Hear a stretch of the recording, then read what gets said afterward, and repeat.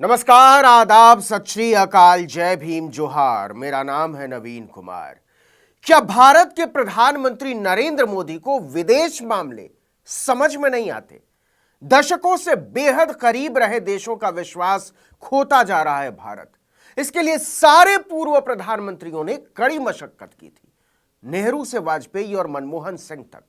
लेकिन मोदी खिलाड़ी बनने के चक्कर में ऐसे अनाड़ी निकले हैं कि विदेश नीति को समझने वाले हक्के बक्के हैं कि कोई प्रधानमंत्री इतना नासमझ कैसे हो सकता है।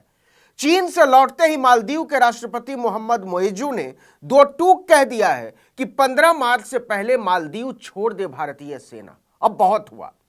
यह भारत पर बहुत बड़ी चोट है। कितनी बड़ी चोट है, इस पर विस्तार से आगे चर्चा करेंगे। लेकिन एक बात फिर से तय हुई कि मोदी विदेश नीति के मामले में बिल्कुल अनाड़ी है। चीन के मामले में तो वो फिसड्डी साबित हुए ही है, सब जानते हैं। खुद रक्षा मंत्री संसद को बता चुके हैं कि हमने हजारों वर्ग किलोमीटर जमीन लुटा डाली है। नेपाल के साथ डील करने में फिसड्डी साबित हुए हैं, श्रीलंका के मामले में फिसड्डी साबित हुए हैं, पाकिस्तान के साथ जो रिश्ते हैं वो किसी से छिपे नहीं है। लेकिन कहानी ये नहीं है।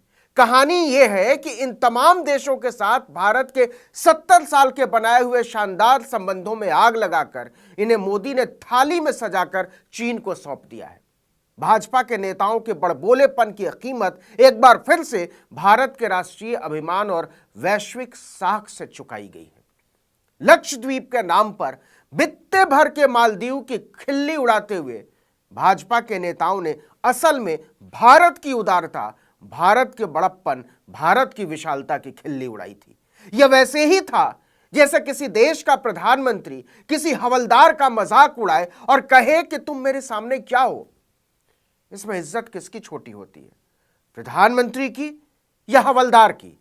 जरा ठीक से सोच कर देखिएगा। वही हुआ है। 3 मंत्रियों को सस्पेंड करने के बाद भी भाजपा के नेताओं और समर्थकों ने मालदीव के राष्ट्रीय स्वाभिमान का मजाक उड़ाना नहीं छोड़ा। इसका नतीजा यह होता है कि भाजपा के लोग जब मालदीव की खिल्ली उड़ा रहे थे, तब चीन मालदीव के राष्ट्रपति के लिए रेड कारपेट बिछा रहा था। वो तो ऐसे किसी मौके के इंतजार में घात लगाए बैठा था कि भारत से मालदीव का मोह भंग हो। और यह काम किया भाजपा के चंपुओं ने, पप्पुओं ने।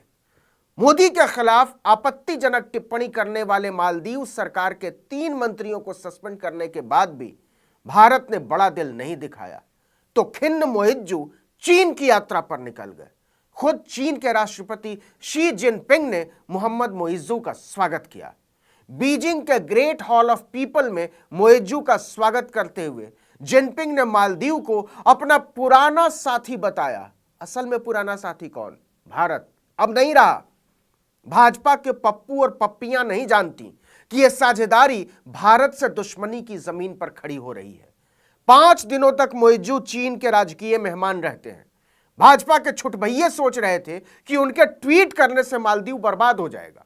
मालदीव से 1 हफ्ते पहले ही छुट्टी मनाकर लौटे अक्षय कुमार जैसे नए नए भारतीयों ने राष्ट्रवाद का प्याज खाते हुए कहा कि हम मालदीव का बहिष्कार करते हैं। भाजपा आईटी सेल की ट्रोल आर्मी ने हो करते हुए मान लिया कि मालदीव बर्बाद हो गया। और जब यह सब चल रहा था, तब चीन मौके का फायदा उठाते हुए धड़ाधड़ राष्ट्रपति मोइजू के साथ समझौतों पर साइन किए जा रहा था। 5 दिन में पूरे 20 समझौते। जी हां, 20। मोदी के लठैत तो नहीं जानते थे कि इसका अंजाम कितना भयावह हो सकता है। यह केवल टूरिज्म का मामला नहीं है बाबू। मालदीव के कंधे पर बंदूक रखते जिनपिंग ने भारत की तरफ तान दी है। और यह कोई मुहावरा नहीं है बंदूक रखना।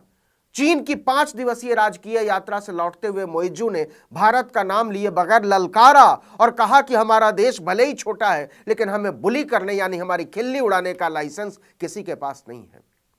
जुबान भले मोइजू की थी, लेकिन यह शब्द चीन के थे। लेकिन दूसरा बयान जो आया वो सीधे सीधे भारत को चुनौती थी कि अब हमारे पास चीन है और हमें मोदी की गारंटी की रत्ती भर भी जरूरत नहीं है। मोइजू ने भारत का नाम लेकर कहा कि वो 15 मार्च से पहले भारत की धरती से अपनी सेना को हटा ले। हमने आपकी डेडलाइन तय कर दी है। मालदीव पब्लिक पॉलिसी के मुख्य सचिव अब्दुल्ला नजीम इब्राहिम ने तो इसे और साफ करते हुए कहा कि हमारे देश के लोग मालदीव में भारतीय सैनिकों की मौजूदगी को और बर्दाश्त करने को राजी नहीं है। मालदीव को इतनी हिम्मत मिली कहां से? अंगुल भर का देश है। मोदी के पप्पुओं की बेवकूफी की वजह से मोहम्मद मोइजू भारत विरोधी रहे हैं, यह बात सच है, लेकिन उनकी हिम्मत इस स्तर पर उतरने की नहीं थी, यह भी सच है। लेकिन लक्षद्वीप को लेकर जब भारत ने उसके खिलाफ अभियान छेड़ दिया तो उनका धैर्य टूट गया। चीन ने इसे लपक लिया। जिनपिंग ने उन्हें पुचकारते हुए कहा कि मालदीव चीन के पास ऐतिहासिक साझेदारी को आगे बढ़ाने का मौका है। चीन मालदीव के राष्ट्रीय हित में किए जा रहे विकास के एजेंडे में उनकी मदद करेगा। लेकिन अगली लाइन जो जिनपिंग ने कही वो बहुत गौर करने वाली है, सुनिएगा।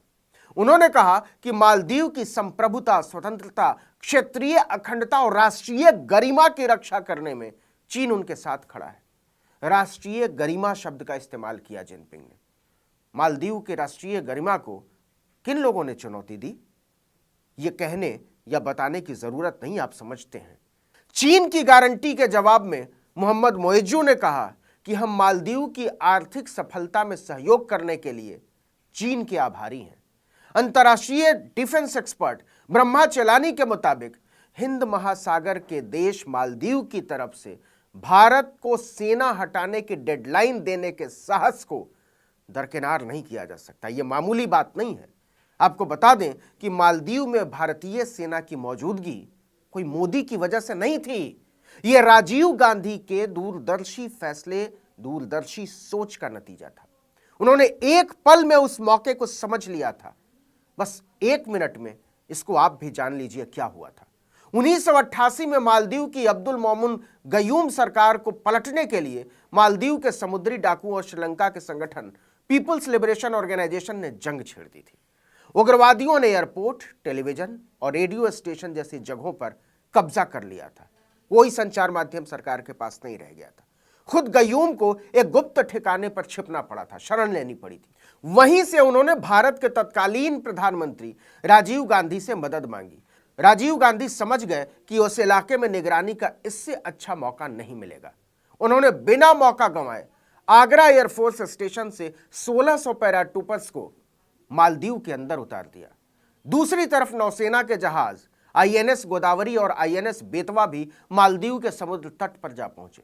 भारतीय सैनिकों ने उग्रवादियों को संभलने का मौका ही नहीं दिया। 24 घंटे के भीतर सब कुछ अब्दुल गयूम का हो गया। तभी से भारतीय सेना की एक टुकड़ी मालदीव में हमेशा मौजूद रही। राजीव के बाद के प्रधानमंत्रियों ने इसी वजह से मालदीव से हमेशा अच्छे रिश्ते बनाकर रखे। चीन को यह बात हमेशा खलती रही। मोदी के डपोर शंखी ने इसे गवा दिया। टाइम्स ऑफ इंडिया ने अपने एक विश्लेषण में लिखा है कि इस क्षेत्र में कम्युनिकेशन जारी रखने का और कोई जरिया भारत के पास नहीं है। भारत मालदीव में अपने रडार स्टेशन खो देगा और यह बहुत बड़े झटके की बात है। उसने तो यहां तक लिखा है कि भारत को इसे मालदीव के सामने रखना चाहिए और उसे क्षेत्र में अपनी मौजूदगी बनाए रखने के लिए मनाना चाहिए। खुशामद करनी पड़े तो कीजिए। लेकिन मोदी और उनके भोंपुओं को इतनी छोटी सी बात समझ में ही आ जाती तो बात ही क्या थी। चीन से मुकाबले में मोदी दक्षिण एशिया में कोई नया साझेदार जोड़ तो नहीं पा रहे, लेकिन नेपाल, पाकिस्तान, श्रीलंका और अफगानिस्तान के बाद एक और भरोसेमंद साझेदार को खो जरूर दिया है। ले देकर भूटान बचा है, वो भी आधा अधूरा। कब चला जाए चीन के पास कोई नहीं जानता। इस वीडियो में इतना ही, लेकिन अगर आपने आर्टिकल 19 इंडिया को अब तक सब्सक्राइब नहीं किया तो फौरन कीजिए, बेल आइकॉन दबाइए, घंटी जैसी आकृति लाइक कीजिए और कमेंट करके बताइए हमारा वीडियो आपको कैसा लगा। यूट्यूब पर देख रहे हैं तो हमारे चैनल को सब्सक्राइब कर दीजिए, फेसबुक पर देख रहे हैं तो हमारे पेज को लाइक कीजिए, इंस्टाग्राम पर हमें फॉलो कीजिए और हमारा ट्विटर हैंडल है article19_India और मेरा ट्विटर हैंडल है नवीन जर्नलिस्ट। आप मुझे भी फॉलो कर सकते हैं। नमस्कार।